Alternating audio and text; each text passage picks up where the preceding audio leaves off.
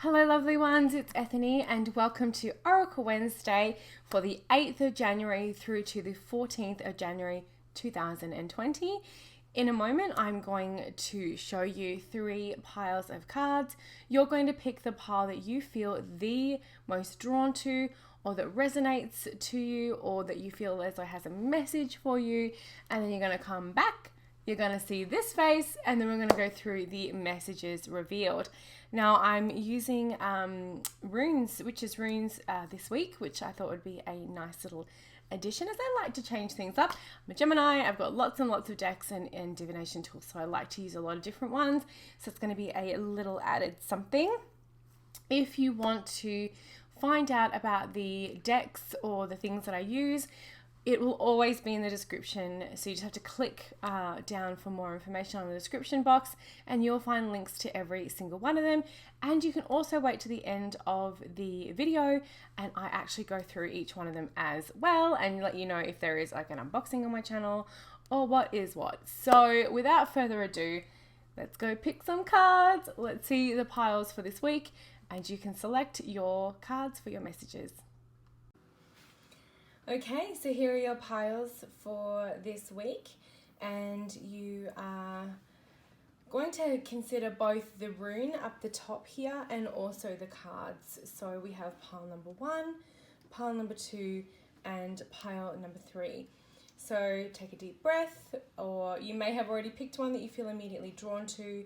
You can also ask your guides what message you have to hear for this week, or what action you need to take. Whatever you like to call on. I recommend that you write down what pile that you have selected, just so you don't forget as I'm talking. Again, from left to right, pile number 1, pile number 2, and pile number 3.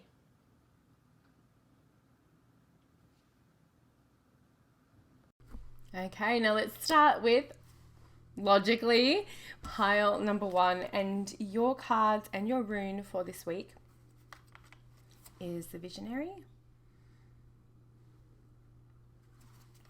Temperance, and your rune is the Crossroad rune. So let's see if I can get that too. There we go.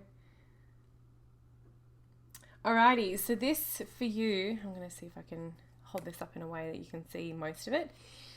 You're going to start to feel as though you're Alice tumbling down the rabbit hole to Wonderland. And it's actually a great thing. One thing that happens when we stagnate and when we aren't out of our routine and when we don't check things up is that there's no growth.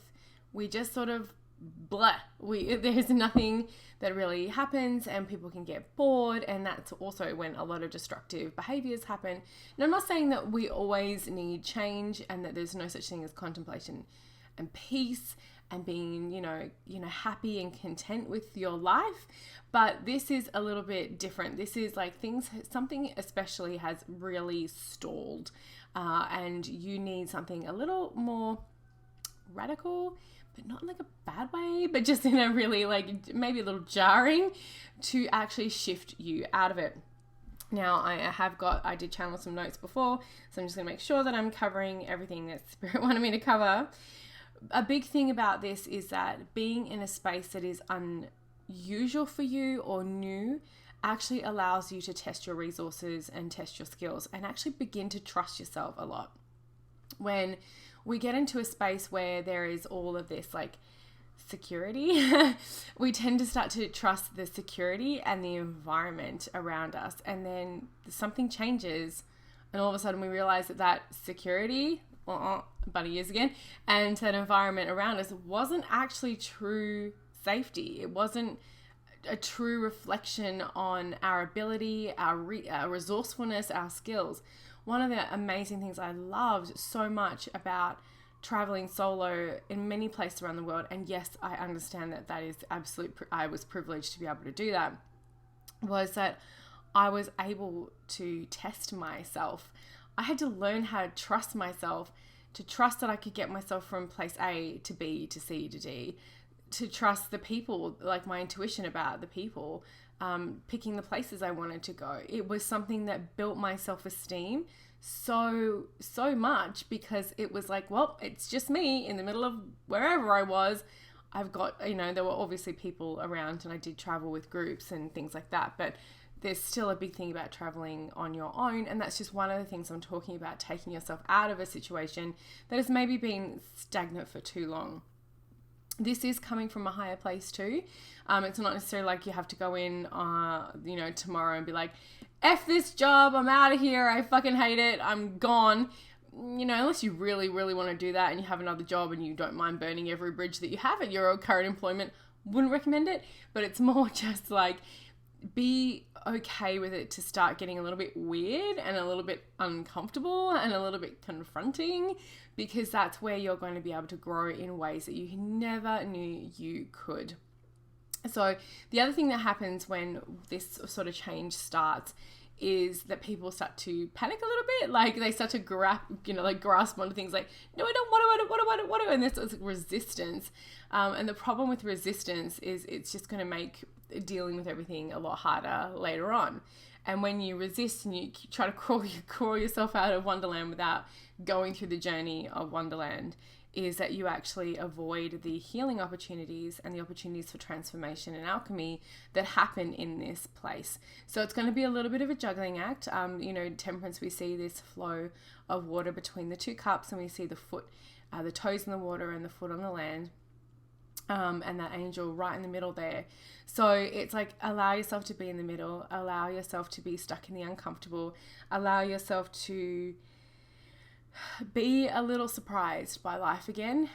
It is a welcome thing in regards to the bigger picture of your life, even though it may not feel like it at that nanosecond. Now there is also a difference between being uncomfortable and being not being safe. So if at any time you feel as though this has started to take a turn down the road of this is not actually super safe anymore, do make the changes that you get back in that driver's seat and move back into the realm of being safe for yourself. But this is more around don't mix the two. Don't mix this I'm feeling uncomfortable and I want this to stop, but there's so much here for me, versus okay, now I'm actually unsafe and I need to leave. So those are there's a little bit there. So get ready for shit to get weird. Part number 1, as I laugh maniacally, that wasn't really my maniacal laugh. It just felt a little bit like it. So get comfortable with things being a little bit strange, a little bit weird, a little bit out of the ordinary. But it's actually something that very from deep in your soul that you've been trying to call into practice and call into being, and it is going to benefit you. I need to take a sip of coffee from my Groot mug. He's so cute. I have a feeling, because this is baby Groot, I have a feeling that the next time I go to Disneyland, I'm probably going to walk away with a baby Yoda mug. Not that I have any more room in my cupboard for mugs. I just have a problem. I like collecting mugs. If I had more room, I'd also collect teapots, but at the moment I only have a couple. Alrighty, getting back to it. Group number 2. Yours are the Craft, the Queen of Pentacles, she kind of looks like Kelly Rowland from, I don't know if you can see her face, from Destiny's Child.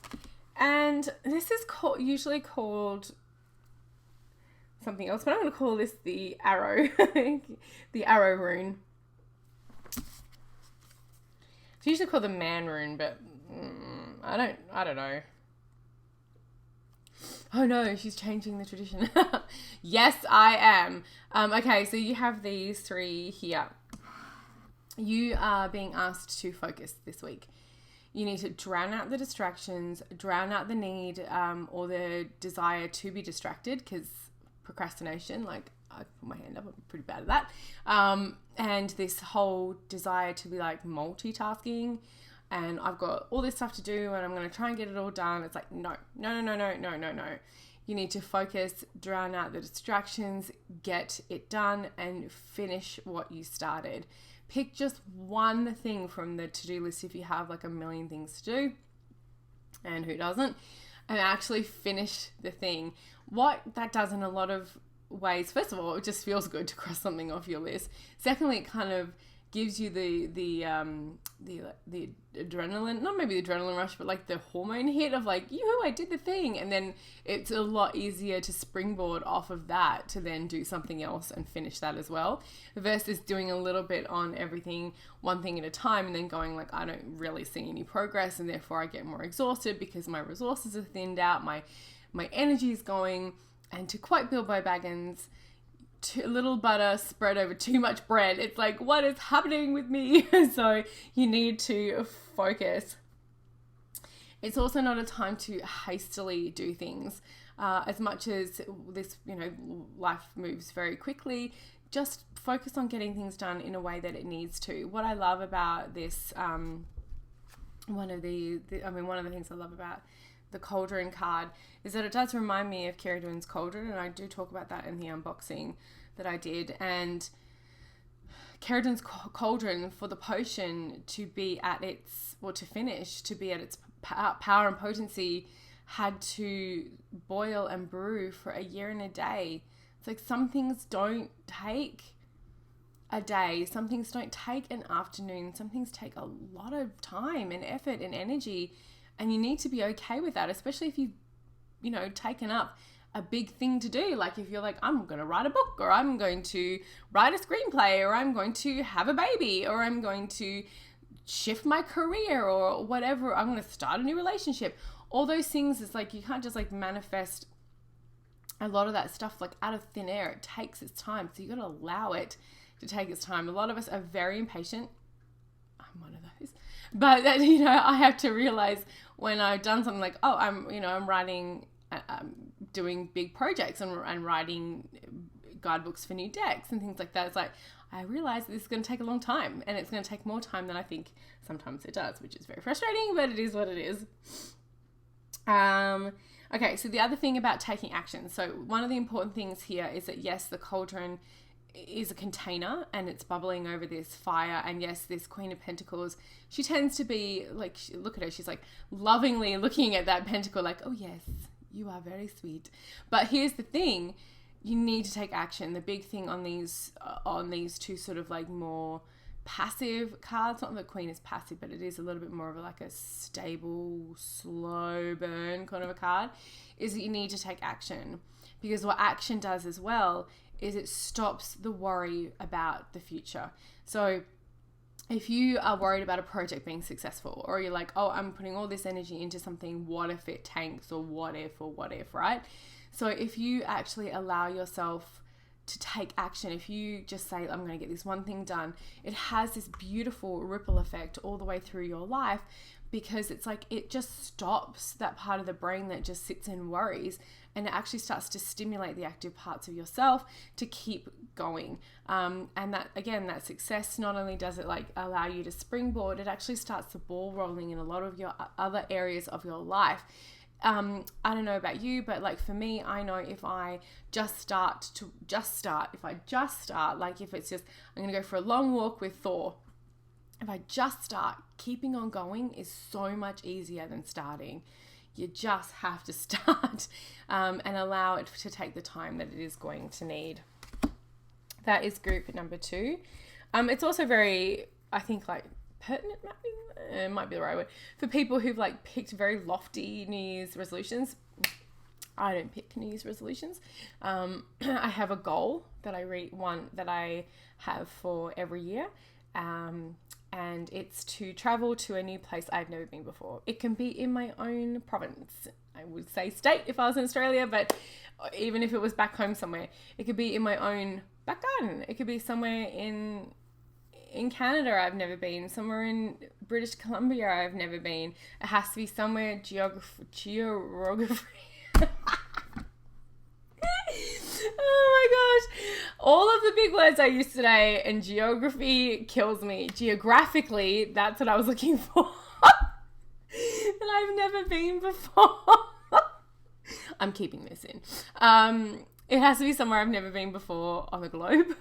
And it has to be something that is I have a huge sense of adventure. But that's it. That's the only goal I have. And I've had it for the last 10 years, and I have actually longer than that. And I have succeeded every single time. But I don't do New Year's resolutions. I have vision for my future, but I don't have resolutions. But if you have set goals for yourself, like if you, like me, I already know where I'm going that I've never been this year. And it's to London, to the UK Tarot Conference. I realize I'm going on a tangent here. But I'm very excited about that.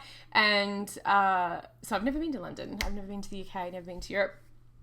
So if you're like me and you have a goal or a New Year's resolution, this one, number 2, is very, very important, because you need to take action on behalf of it and set things in motion so that you're not like in November going, well, even February and going like, well, I failed that. Anyway, moving right along. Okay, okie dokie. Pile number 3. Things are about to get somber.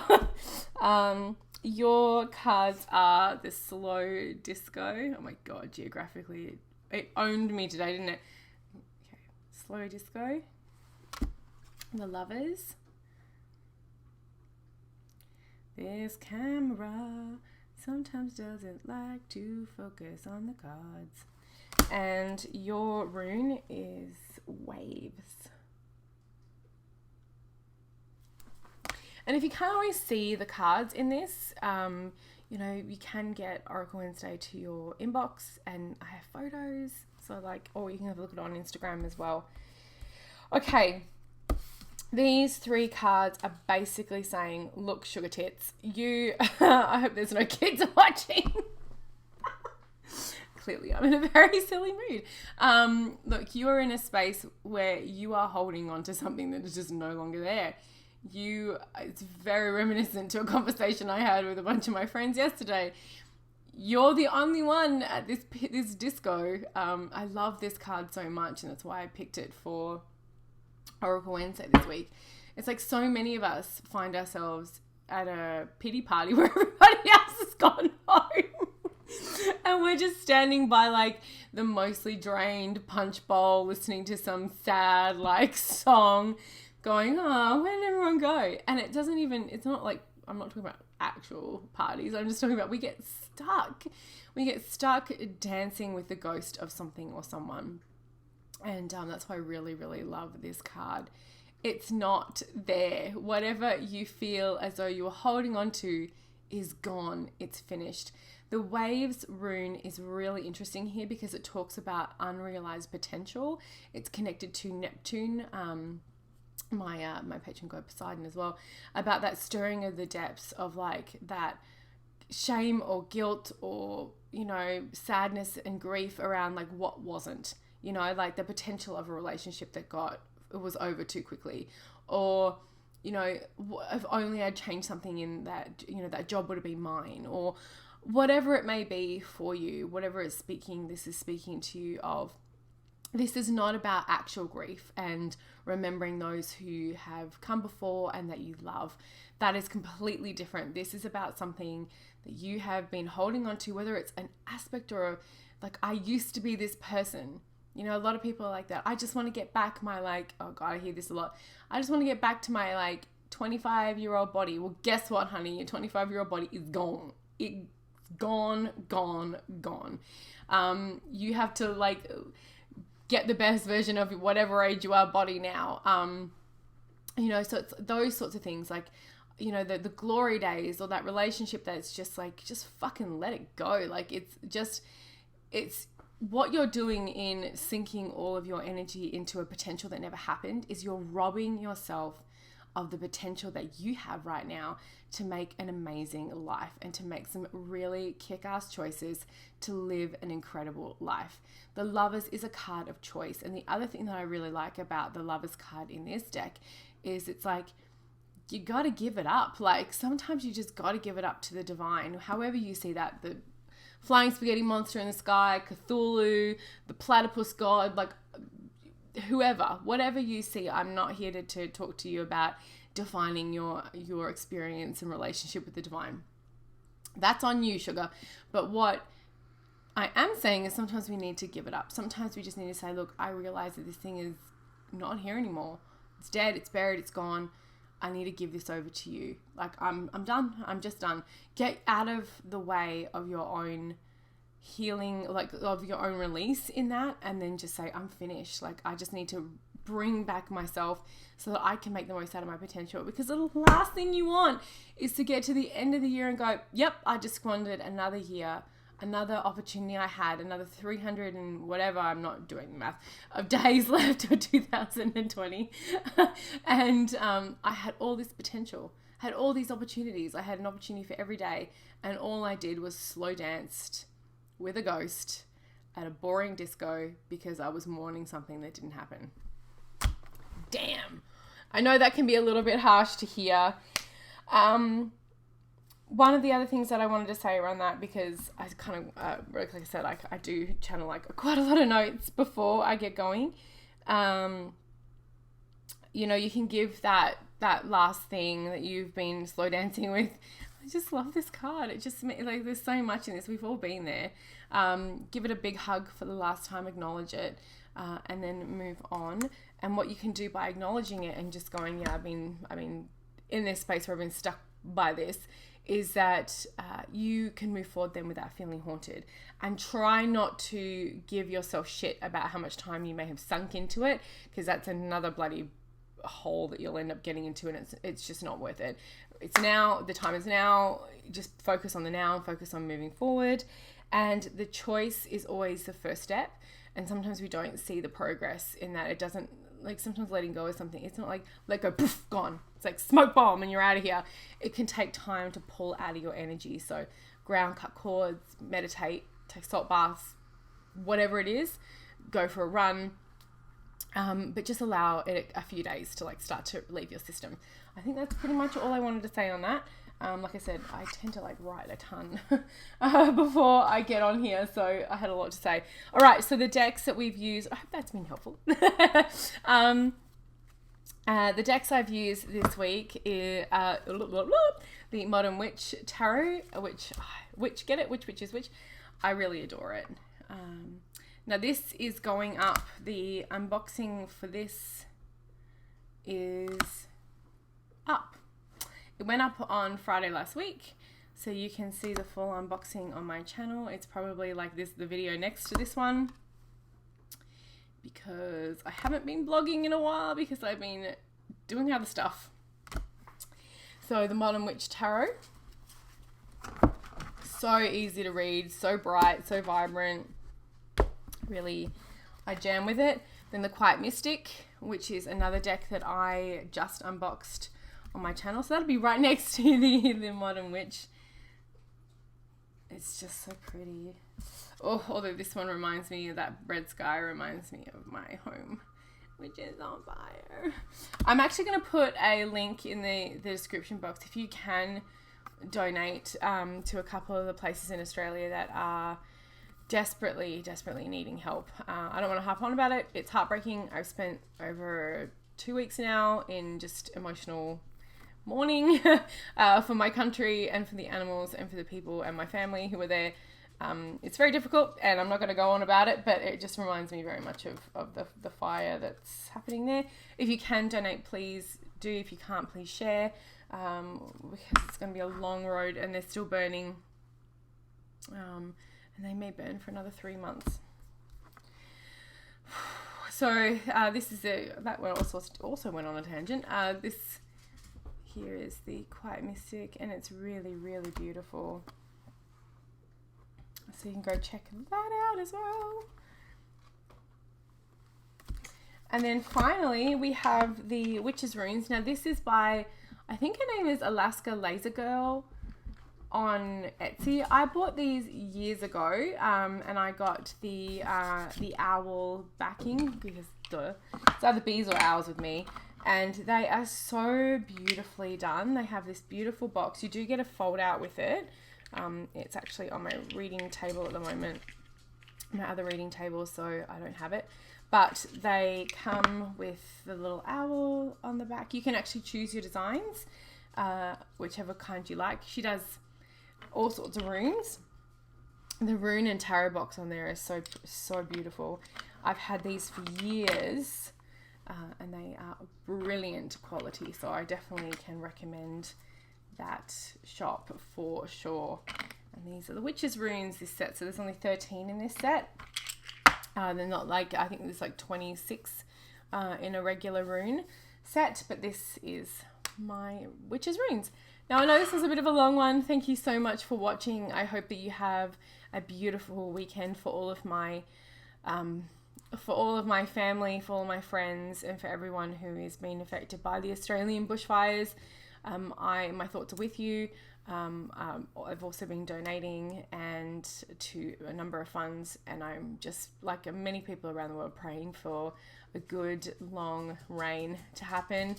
But know that the world is with you, and we're trying as hard as we can to send you thoughts, prayers, and rain, and some money to help out.